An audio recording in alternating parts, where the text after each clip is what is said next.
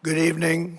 Before we begin, I'm proud to report that our country is safer, stronger, and far wealthier than it has ever been before. We are doing great. Less than 2 years ago, we inherited an economic and social disaster.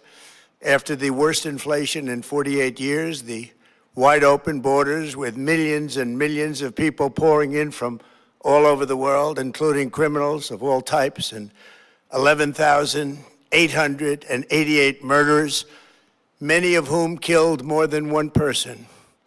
We had transgender for everybody, men and women sports, crime ravaging our cities, and the whole world was laughing at us as a nation, but not anymore. 2 years ago, our country was dead. Now we are the hottest country anywhere in the world. America is respected like we have never been respected before. We have more money being invested in the United States than at any time in the history of our country. More Americans are working today than ever before. This week it was announced that inflation saw the largest monthly decline in more than 6 years. Just happened. It was just given out. The media reported it, and we accept it. The best in 6 years. The tax cuts in our great, big, beautiful bill are saving hardworking families thousands and thousands of dollars, like with the provisions, no tax on tips, no tax on overtime, and no tax on Social Security for our great seniors, along with the interest deduction on a loan used to purchase a car, but only if that car is made in America, and a 100% expensing for our job-creating businesses. Our stock markets are at their highest point in many years, but we can actually say of all time. And your 401ks, pensions, and retirement accounts are setting records every single day, the highest in history. For years, we paid the highest price for prescription drugs anywhere in the world. Now we pay the lowest price under my most favored nation's policy because I was able to get the rest of the world and the pharmaceutical companies to act responsibly. Drug prices are coming down by 70, 80, and 90%. TrumpRx.gov, this will ultimately reduce the cost of health care. You have to go to TrumpRx.gov and take advantage of it. But the cost of health care is coming way down because of what we've done with prescription drugs. And with Trump accounts, every child in America now has access to a tax-free investment account to save for their future. Billions and billions of dollars are being invested, put in by companies and individuals to take care of our children so that at age 18, they will have potentially hundreds of thousands of dollars in their account, and they'll get off to a great start in life. So for that, go to TrumpAccounts.gov and sign up your child or any child who'd like to sign up. Our previously wide open borders have been transformed into the most secure borders in the history of our country, with 0 illegal aliens being admitted to the United States in the past 14 months. That is 0. Nobody thought it was possible. We had the worst border in the history of our country, and now we have the best. Crime is plummeting nationwide, with the murder rate at its lowest level since 1900, or more than 125 years ago. We're making a record investment in our armed forces, and we have the strongest and most powerful military by far anywhere in the world. I built it during my first term, and unfortunately, we're forced to use it now. We won in Venezuela, which is now working with us to produce millions and millions of barrels of oil. We are likewise winning big in Iran, and you will see the fruits of that labor very, very shortly. America is back and doing really well, but we still have a major challenge that must be urgently addressed because no country can be great without fair and honest elections.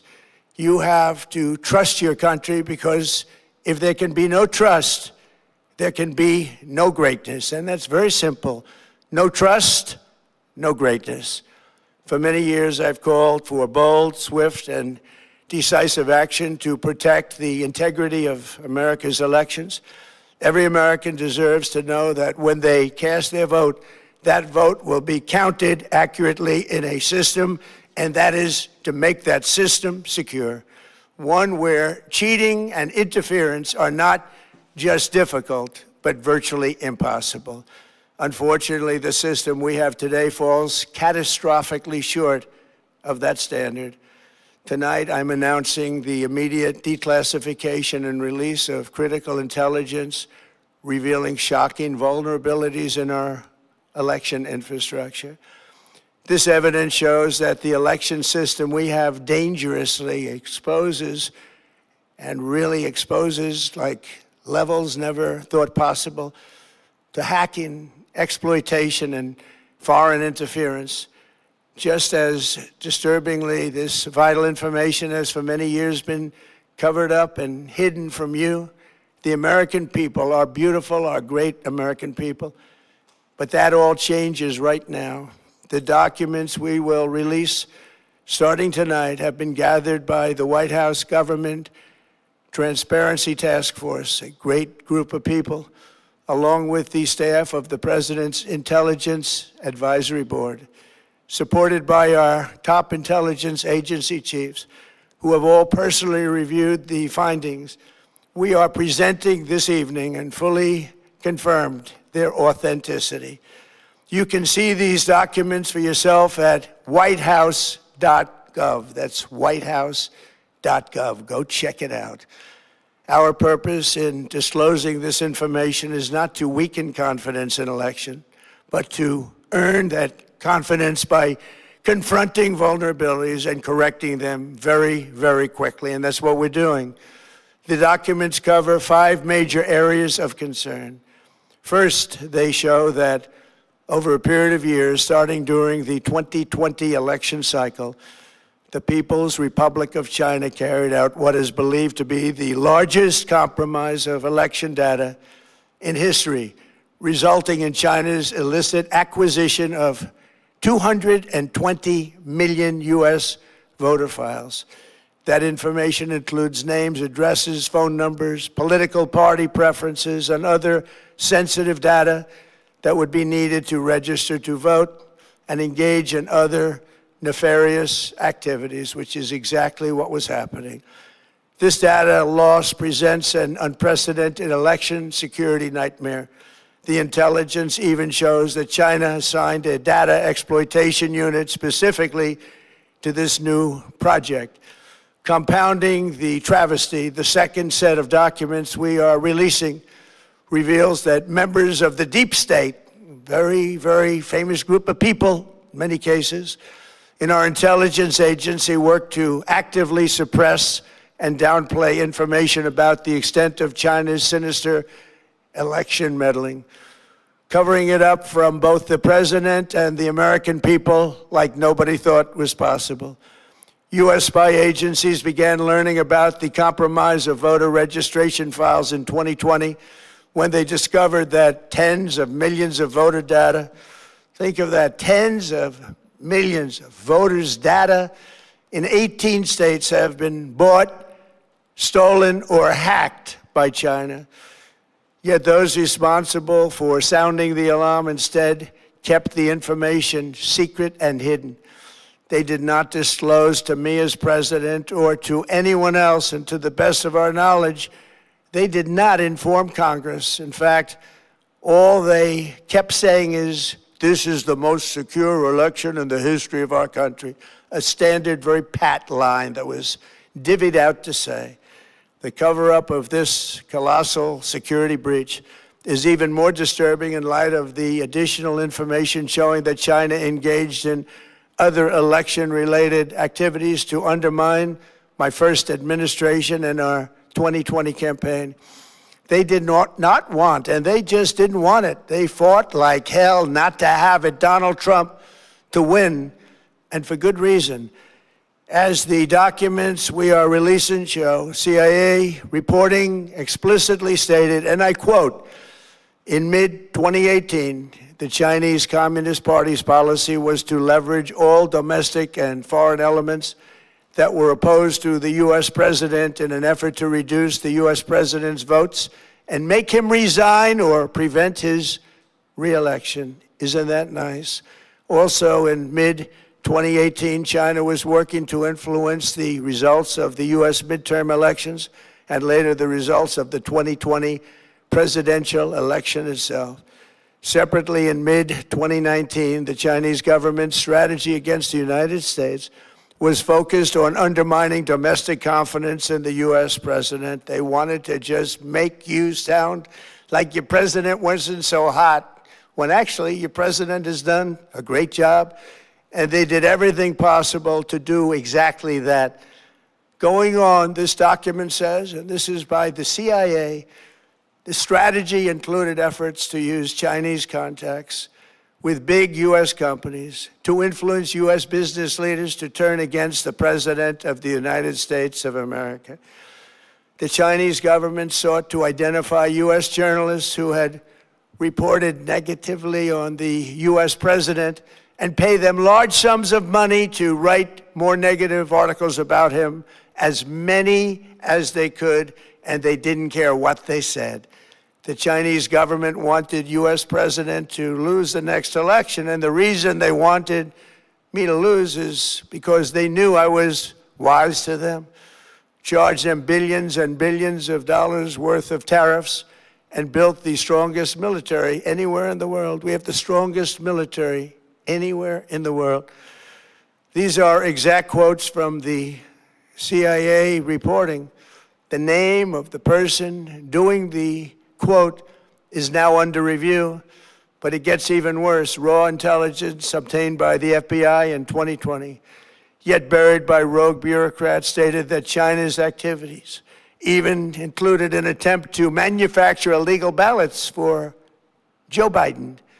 Documents show that during this period, dozens of significant CIA and NSA reports about China's election targeting were kept out of the presidential briefing. These were briefings I would get almost every day. Everything was kept out that was of importance. One email among intelligence analysts admitted that they had, quote, deliberately massaged the presidential daily briefing to withhold information regarding Chinese activities related to the election. Another official inside the FBI wrote that she was running, quote, a shadow government, unquote, to keep intelligence about China's election meddling from becoming known and to keep it away from the honorable press. Other officials who witnessed such efforts perceived the motivations to be blatantly political. Recently, we found significant numbers of burn bags in formation, and this is a group of bags that were used to destroy information given by President Barack Hussein Obama to be burned. It was supposed to be burned. These bags were supposed to be at a different level by different people, incinerated and checked, but it never happened. Maybe we got lucky. We believe this was not done on purpose, but rather through gross incompetence of the people that was supposed to burn the bags. But the findings are stunning. Today, I'm asking the Office of the Director of National Intelligence, the Department of Justice, the FBI, and the CIA to investigate how and why such crucial information was hidden, to fire those involved in the cover-up, and to file criminal charges, if appropriate, against these people. Yet concealing China's meddling was only the beginning. The third set of documents we are releasing proves that for many years, Americans were blatantly lied to about the security of our election infrastructure, including electronic voting machines and ballot counting systems. Dishonest, almost all. They're vulnerable and they're easily compromised, and people within our government knew that. Tonight, we're publishing a series of previously classified U.S. intelligence community assessments and other reports proving that our government has long known these machines are extremely exposed to attack. As one assessment states, we judge that The United States adversaries, including at a minimum Russia, China, Iran, North Korea, as well as non-state groups, have the capability to compromise U.S. election infrastructure. That's unquote, but that's some statement, isn't it? Made by supposedly great patriots of our country. The document goes on to further state that, quote, we assess that centralized election-related data repositories, such as voter registration databases, poll books, and other official election websites, are most vulnerable to exploitation, and adversaries could use this access to these systems to disrupt election processes within the United States of America. Tonight, we're releasing all of those findings, and spanning from January 2020 to June 2026. This is a cyber threat aimed at the very heart of our democracy. Many people have questioned whether it could actually be possible to electronically manipulate vote totals or change election results on these terrible machines. Today, we are releasing documents that show the CIA obtained reporting of a specific plot to do a big number in favor of the corrupt Maduro regime in Venezuela. And that's exactly what happened, conspiring to digitally rig their own country's elections in 2020, and that's what they did. This reporting included precise details about methods to regime develop to digitally alter vote totals in ways that could not be detected even with an audit, no matter how deep they went. This intelligence underscores why we must take urgent action to ensure that our own system can never, ever be hacked or compromised like it was in the past. The fourth set of documents reveals that even when significant evidence of fraud has been detected, it has been buried and covered up. Among the disclosures tonight are FBI files detailing evidence of alleged fraud by a large-scale voter registration operation in Michigan. In 2020, Michigan State Police raided a Democrat Get Out the Vote organization, corrupt group in Muskegon. And we're so concerned by what they found. They were just so concerned, they couldn't believe it, actually, that they contacted the FBI in Detroit. The documents state that some canvassers admitted to FBI agents that they signed voter registration forms in other people's names, submitted fraudulent registration for people who did not exist, and received gift cards tied to their number of applications that they produced. In other words, it was pay, play, and cheat. The FBI agents working on the case believe that crimes were committed, yet the Biden Department of Justice slow-walked the investigation and killed it. Tonight, I'm asking the FBI director to ensure that the matter is fully investigated and to work with the Department of Justice to prosecute those responsible for any crimes. Finally, to reveal just how vulnerable our elections continue to be, we are releasing the results of a stunning investigation by the Department of Homeland Security. According to the DHS review, state voter rolls and public records, they identified approximately 278,000 non-citizens who are registered to vote in federal elections.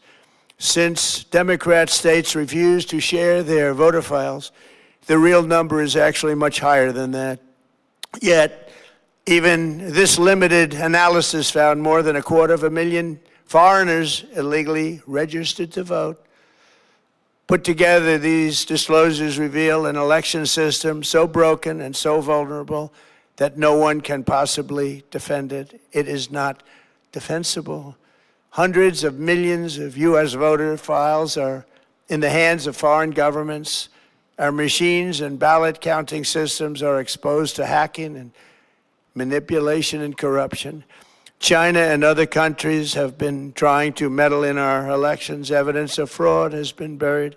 Hundreds of thousands of non-citizens and dead people are listed and active on the voter rolls, and yet we still have elections with no voter ID, no proof of citizenship, and tens of millions of ballots floating aimlessly through the mail.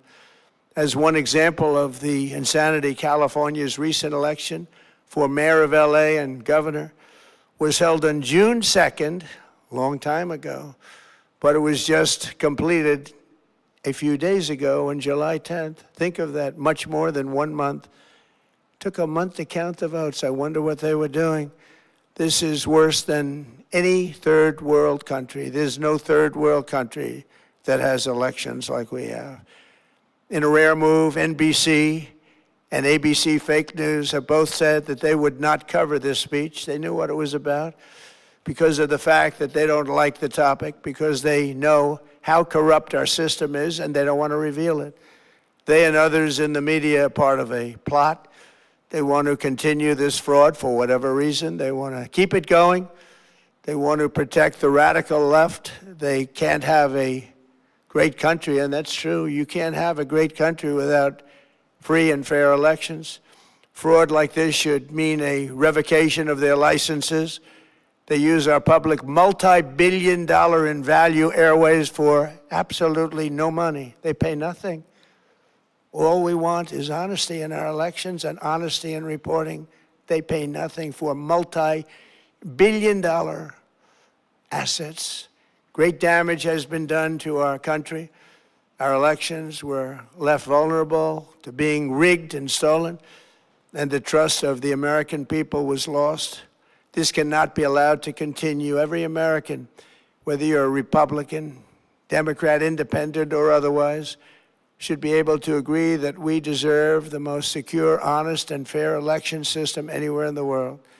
Secure elections should be a partisan, really, we should be together, Democrats, Republicans, Independents, everybody, and it should not be a partisan issue. It should cause to unite us, not to divide us. This should be a cause. We should be united, not divided. In light of the brand new and irrefutable information I have revealed tonight, my administration is in the process of notifying the states whose election data was compromised by the People's Republic of China and many others. We will be working closely to mitigate any harm, and we're taking swift action to ensure that sensitive voter data is better protected so we can never be bought, we can never be hacked, and we can never watch a stolen election again. Tomorrow, the Secretary of Homeland Security will hold a briefing to outline his department's recent work confirming cyber vulnerabilities in our electronic voting systems. They are bad. We're in the process of informing governors, senators, and members of Congress of potential issues in their states.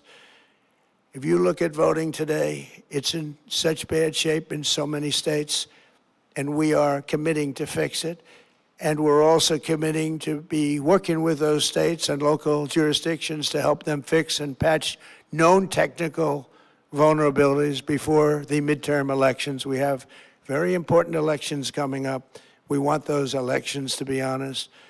I've also ordered DHS to notify every state about non-citizens on their voter rolls and direct them to remove all ineligible voters from the lists immediately. But most importantly, addressing this crisis of election security demands that Congress must pass the Save America Act. How easy is that to do unless you want to cheat? The only reason you wouldn't do it is you want to cheat because your policies are so bad and your candidates are so pathetic that you can't get away or can't get elected any other way.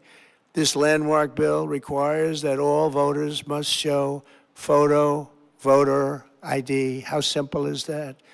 Could I have your photo, please? Photo voter ID.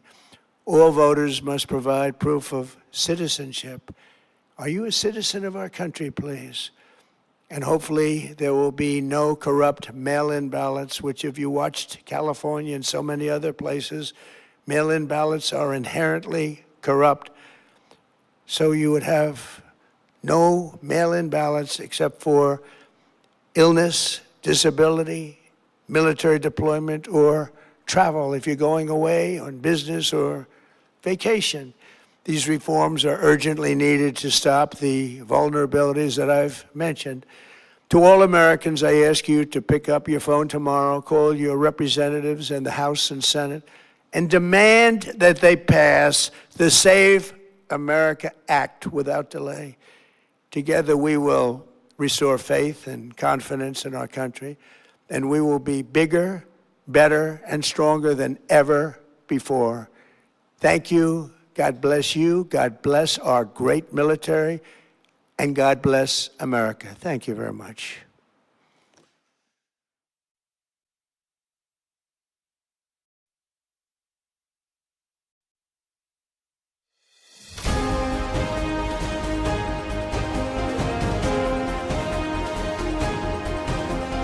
You're watching The Citizen Report, real, in-depth American.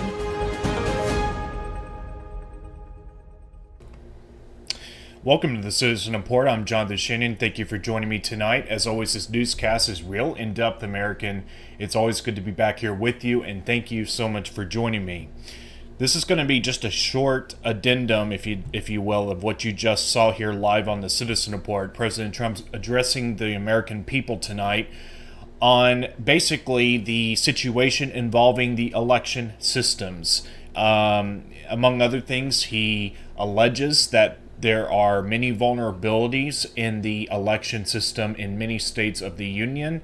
During the address, he called out ABC and NBC for their refusal to carry his address tonight live. CBS, I will mention, did carry it. It is interesting to note that as I was watching them, I'm not sure if there's a latency or, a lag between when it actually is, being outputted by the network to when you actually see it on the TV. But when it went live, I cut to it straight away here on the Citizen Report. Fox News Network had it up on their feed, but CBS was still talking in a studio environment. They had not yet gone over to it. So it's hard to tell whether there was just a they were joining it live after they finished their remarks to introduce it, or if it was being tape delayed. It's hard to say, really. I didn't pay close enough attention on CBS's part.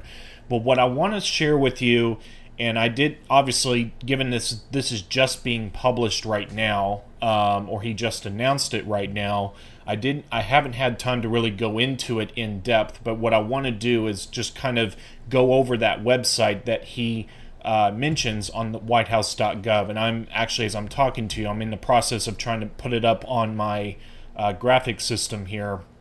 So you'll just have to bear with me for just a second here. But as I mentioned, he calls out ABC and NBC for refusing to cover this, and he basically alleges that they're complicit in this alleged shenanigans with our election system with foreign actors. So let's see if I got this up right now. Once again, just bear with me 1 second here. Usually I like to have this prepared before I go live, but since he announced it, I was bringing it up to the degree I could in real time. Okay, here we go. So this is the whitehouse.gov. It is whitehouse.gov/election-integrity/ if you want to look at this for yourself. So I'm just going to, if I may, just go right through this and just kind of read some of this out in real time for the record here. So once again, we're on the White House website here. It says election integrity. Ensuring the integrity of our elections is fundamental to preserving trust in American democracy. Following the 2020 presidential election, concerns about potential irregularities prompted detailed examinations of voting processes, data security, and registration practices across multiple states. Below, you can download key documents and reports addressing key areas of election integrity. Now, I'll just mention, from what I picked up on, there's basically 4 separate batches of documents that he mentions, and they have to do with different scopes of all this. So, and I believe that what's being shown here, let me just take it full actually. What is being shown here is the subcategories, right? So vulnerabilities in vulnerabilities in electronic voting and ballot counting systems, China's acquisition and exploitation of American voter data, Michigan voter registration investigation, and finally, non-citizens on state voter rolls. So I'm just scrolling down through this webpage in real time here, and let's just go ahead and read some of this out in real time here. Vulnerabilities in electronic voting and ballot counting systems. For years, Americans were blatantly lied to about the security of our election infrastructure, including electronic voting machines and ballot counting systems. We are releasing a series of previously classified U.S. intelligence community assessments and other reports proving that our government has long known these machines are extremely exposed to attack. As one assessment states, quote, "We judge that U.S. adversaries, including at a minimum Russia, China, Iran, and North Korea, as well as non-state groups, have the capacity to compromise U.S. election infrastructure," unquote. The documents also state, quote, "We assess that centralized election-related data repositories such as voter registration databases, poll books, and official election websites are most vulnerable to exploitation, and adversaries could use access to these systems to disrupt election processes," unquote. Tonight, we are releasing all of these findings spanning from January 2020 to June 2026. This is a cyber threat aimed at the very heart of our democracy. So I'm going to go ahead and skip on down here, and it looks like there's like a zip file here. It appears to be for that batch of documents. But basically, so this section has to do with China's direct involvement, it's alleged, in our election data. And that China, basically, it says here, China's illicit acquisition of 220 million U.S. voter files, information including names, addresses, phone numbers, political party preferences, and other sensitive data that would be needed to register to vote and engage in other nefarious activities. And it says here, members of the deep state and our intelligence agencies work to actively suppress and downplay information about the extent of China's sinister election meddling, covering it up from both the president and the American people. U.S. spy agencies began learning about the compromise of voter registration files in 2020 when they discovered that tens of millions of voters' data in 18 states had been bought, stolen, or hacked by China. Yet those responsible for sounding the alarm instead kept the information hidden. Okay, let's go down to the third section here. Michigan voter registration investigation. Among the disclosures are FBI files detailing evidence of alleged fraud by a large-scale voter registration operation in Michigan. In 2020, Michigan State Police raided a Democrat Get Out the Vote organization in Muskegon and were so concerned by what they found that they contacted the FBI in Detroit. The documents state that some canvassers admitted to FBI agents that they signed voter registration forms in other people's names, submitted fraudulent registrations for people who did not exist, and received gift cards tied to the number of applications they produced. FBI agents working on the case believed that crimes were committed, yet the Biden Department of Justice slow-walked the investigation for years.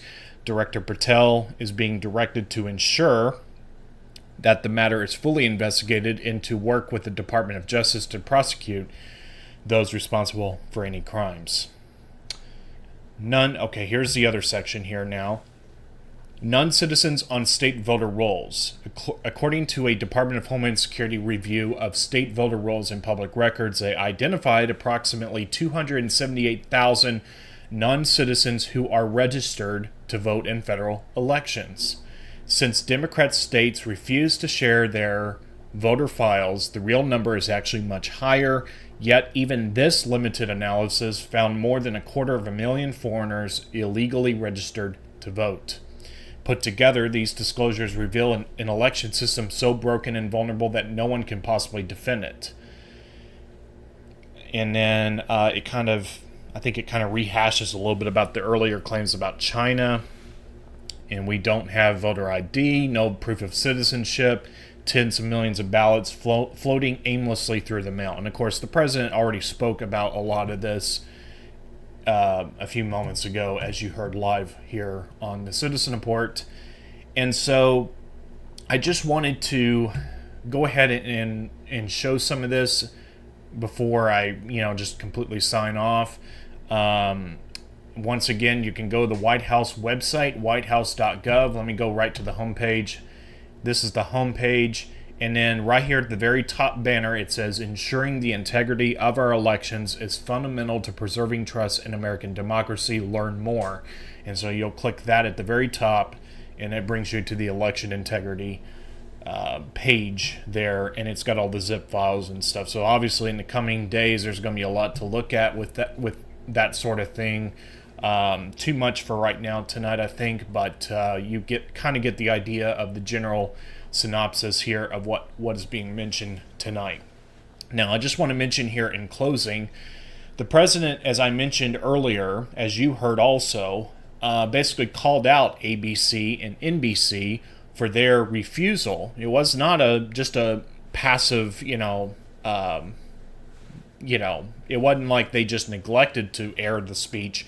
They refused to air the speech, and CBS, although editorially I think they certainly presented it with a strong bias, because I tuned in, I put it on the local CBS affiliate just as they were going to the national special report from CBS News, and literally Tony DeCopel came on the air and basically said that Trump's made false claims. He's saying false claims, like not allegedly false, not like disputed. He's pronouncing it as false. So CBS, although they have a malpractice of their own, at least had the decency to carry, I'll say at least the substantial majority of Trump's speech. Whether it was all or not, I'm not absolutely certain of that. But ABC and NBC refused to cover it. And something I wanted to just briefly mention here before I sign off.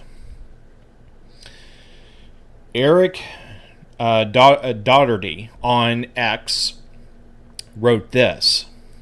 Now, NBC, CBS, and ABC face mass calls to have their FCC privilege licenses re-examined or revoked after they refused to air President Trump's primetime bombshell address surrounding elections tonight.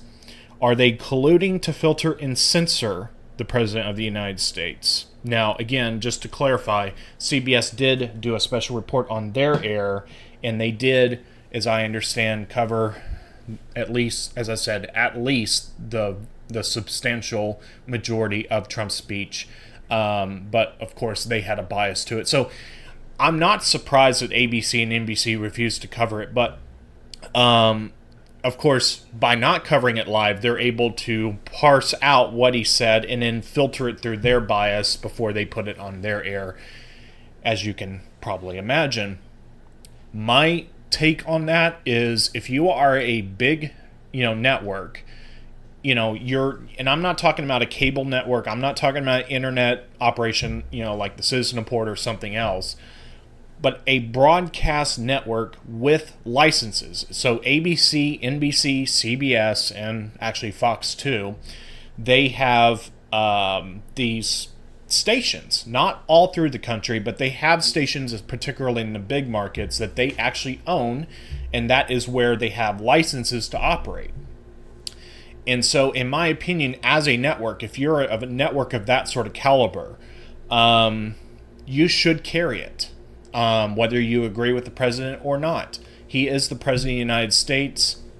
I didn't like how Tony DeCopel inserted a lot of bias into his introduction, but I will give him credit for at least saying that this is news and we will cover it. So I think that CBS, you can give them a small bit of credit for at least having the decency to say, okay, we don't agree with what the president's saying, but we're going to carry it anyway. So, that's what CBS did, and then the other networks didn't have the decency to cover it. And I think it says a lot about the editorial standards that ABC and NBC have at this point for the fact that they would not cover it. Now, I've heard people say that, there's precedent where they haven't covered speeches in other administrations. okay, even if that's true, if it's the President of the United States giving a primetime address, addressing not just giving an address, but I mean addressing implicitly, explicitly the American people, you as the broadcast network are obliged to cover it. And as I recall, it's not this way anymore that I'm aware of, but in the past, these networks were so integrated into the emergency broadcast system. Just to give you a small flavor of how important them covering this is, or and the fact that they're not covering it, how much of a scandal that is because in the past the networks played a direct role in a presidential address. And in fact, as I recall, many times it is custom for one of the networks to supply the cameraman, and basically the production aspect to it. I don't know if that happened tonight or not, but that is, so you still have remnants of that, if you will.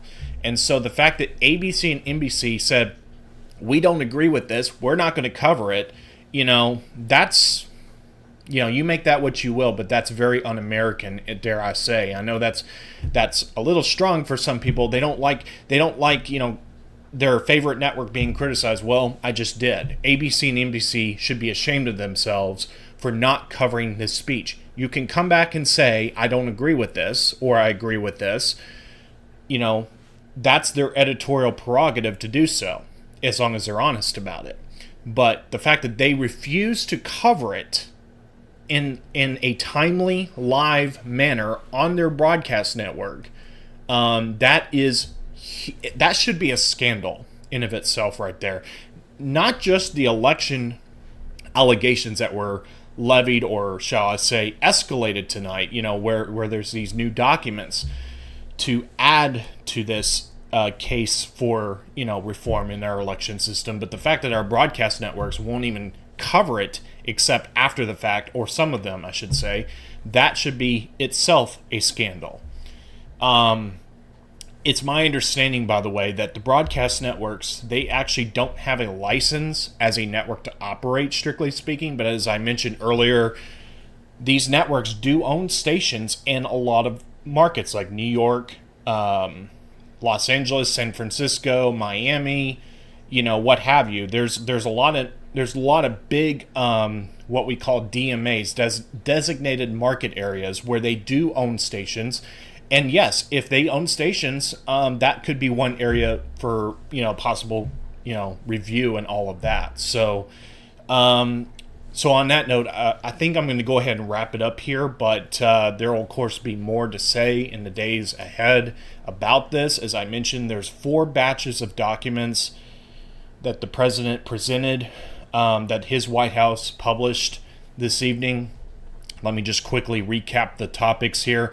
Vulnerabilities in electronic voting and ballot counting systems, China's acquisition and exploitation of American voter data, Michigan voter registration investigation, and non-citizens on state voter rolls. So on that note, like I said, I'm going to go ahead and wrap it up here. And God bless each and every one of you. Thank you so much for tuning in, everyone.